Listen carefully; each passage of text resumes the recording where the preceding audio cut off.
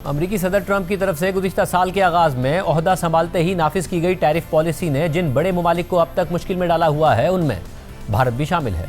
Trump इंतजामिया की जानिब से गुज़िश्ता साल कई ममालिक से कामयाब ट्रेड डील्स कर ली गई और उन ममालिक पर लगाए गए भारी अमरीकी टैरिफ्स भी कम कर दिए गए, जिनमें पाकिस्तान भी शामिल था। मगर अब अमरीका और भारत के दरमियान महीनों से जारी मुज़ाकरात के बावजूद अब तक ट्रेड डील नहीं हो सकी है और भारत को अब भी अमरीका भेजी जाने वाली मसनूआत पर 50% टैरिफ का सामना करना पड़ रहा है। ताहम इस 50% में से 25% टैरिफ रूसी तेल की खरीदारी पर बतौर जुर्माना लगाया गया है। साथ ही अब ट्रंप इंतजामिया और उनके हामी कोशिश कर रहे हैं कि अमरीकी कांग्रेस से सदर ट्रंप को भारत समेत रूसी तेल खरीदने वाले ममालिक पर 500% तक टैरिफ लगाने का इख्तियार मिल जाए और अगले हफ्ते इस अहम बिल पर वोटिंग मुतवक्के है। मगर अब मोदी हुकूमत की अमरीका से ट्रेड डील में नाकामी के हवाले से खुद ट्रंप इंतजामिया का एक अहम दावा सामने आ गया है, जिससे ये खबर दुरुस्त साबित हो रही है कि तिजारती मुज़ाकरात की इब्तिदा में मोदी हुकूमत अमरीका से ट्रेड डील के हवाले से बहुत ओवर कॉन्फिडेंट या कन्फ्यूजन का शिकार थी और फौरी और दुरुस्त फैसला ना कर सकी, जिसका उन्हें बाद में भारी नुकसान उठाना पड़ा। टैरिफ्स के मामले पर अमरीका की तरफ से तिजारती मुज़ाकरात और डील्स करने वाले अमरीकी सेक्रेटरी तिजारत हावर्ड लटनिक ने एक पॉडकास्ट में तिजारती मुज़ाकरात के इब्तिदाई दिनों का हवाला देते हुए कहा कि भारत का अमरीका से तिजारती मुआहिदा इसलिए नहीं हुआ क्योंकि वज़ीर आज़म मोदी ने सदर ट्रंप को फ़ोन नहीं किया। If you remember, so I did the first deal, the UK, and we told the UK that they had to get it done by 2 Fridays from now, that was the date, that the train was going to leave the station by 2 Fridays, because I have a lot of other countries doing things, and they had to get it done by Friday. And Thursday afternoon, Keir Starmer's on the phone, the president, they do their deal Wednesday night, and on Thursday we have a press conference, and we announce it. So everybody asked the president, who do you think is next? And if you look back at the time, he talks about a variety of countries, but he names India a couple of times publicly. It's not like a big secret. And we were talking India, and we told India you had 3 Fridays. I would negotiate the contracts and set the whole deal up. But let's be clear, it's his deal, okay? He's the closer, he does the deal. So I said, you gotta have Modi, it's all set up, you have to have Modi call the president. And they were uncomfortable doing it. So Modi didn't call.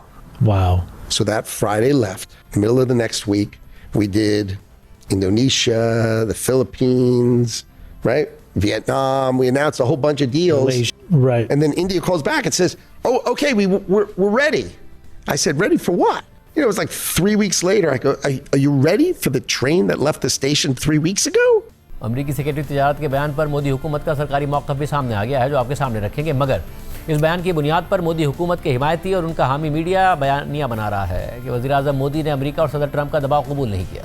मगर opposition जमात Congress, BJP और नरेंद्र मोदी के हामियों के इस बयानिए को हक़ाइक़ के बरक्स करार दे रही है और मौक़िफ़ इख्तियार कर रही है कि वज़ीर आज़म मोदी अमरीका और भारत के दरमियान तिजारती मुआहिदे की नाकामी के वाहिद ज़िम्मेदार हैं। आज बीजेपी और नरेंद्र मोदी के हामी अमरीकी सेक्रेटरी तिजारत के अधूरे बयानात सुनकर खुश हो रहे हैं, मगर पूरी हकीकत मुल्क मुखालिफ इक़दामात का सबूत है। हकीकत यह है कि मोदी ट्रंप को फ़ोन करने में हिचकिचा रहे थे, इसी वजह से तिजारती मुआहिदा नहीं हो सका था। हम सिर्फ 3 हफ्ते बाद मोदी और उनकी हुकूमत बात करने के लिए तैयार हो गए थे, लेकिन तब तक बहुत देर हो चुकी थी। कांग्रेस ने मज़ीद लिखा कि जब मोदी को अपनी ज़ाती तशहीर की ज़रूरत थी तो उन्होंने खुद फ़ोन किया और कहा कि सर मैं आई सी यू प्लीज़, लेकिन जब बात मुल्क के मफाद की आई तो वो हिचकिचाने लगे। अमरीका फर्स्ट कम फर्स्ट सर्व की बुनियाद पर तिजारती मुआहिदे कर रहा है और तिजारती मुआहिदों की कतार में भारत दूसरे नंबर पर था। हमसे पहले बरतानिया के वज़ीर आज़म ने वक्त पर बात करके अपना मुआहिदा तय कर लिया, मगर जब हमारी बारी आई तो नरेंद्र मोदी और उनकी हुकूमत ने तेज़ी से कदम नहीं उठाया। अगर वो ऐसा करते तो आज तिजारती मुआहिदा हो चुका होता, लेकिन वो हाथ बांधे बैठे रहे